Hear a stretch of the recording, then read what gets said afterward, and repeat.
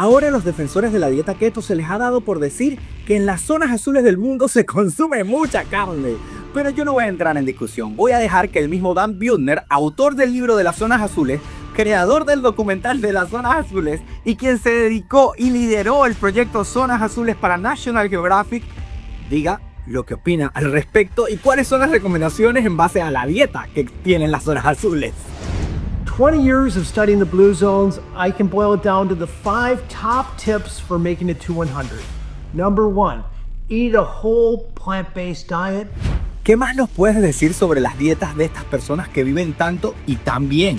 No matter where you go in the world, people living a long time, they're eating about a cup of beans a day. Probably yields them an extra 4 years of extra life expectancy. Every 2 extra ounces of beans you add to your diet, you lower your mortality rate by about 9%. And indeed, in blue zones, Okinawa, it's soybeans. In Sardinia and Ikaria, it's chickpeas and lentils. In Nicoya, it's black beans. But their main protein source is beans. And we're not sure if there's something fiber in beans or the nutrients in beans, or if because they're eating beans, they're therefore not eating the other less healthy protein.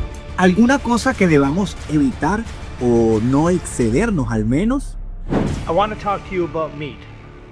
This stuff is a known carcinogen, same category as tobacco. Is it all right to eat a little meat?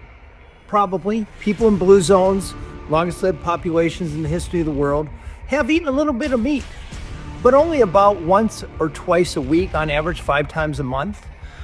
We in America eat about 220 pounds of meat a year. That would fill a bathtub. That is just too much. It's associated with higher rates of cardiovascular disease, higher rates of type 2 diabetes, higher rates of cancers of the GI tract, of prostate cancer, of breast cancer.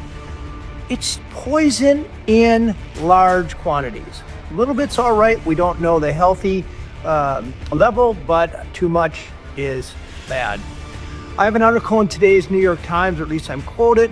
There's a whole fad of meat eaters thinking they're going to eat meat and get healthier.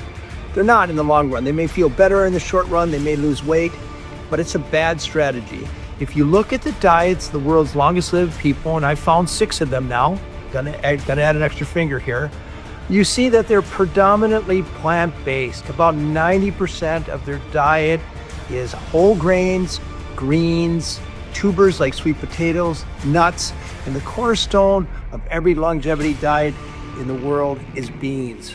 So if you want to live long time, get rid of this. No lo dije yo, lo acaban de escuchar del líder del proyecto de las zonas azules.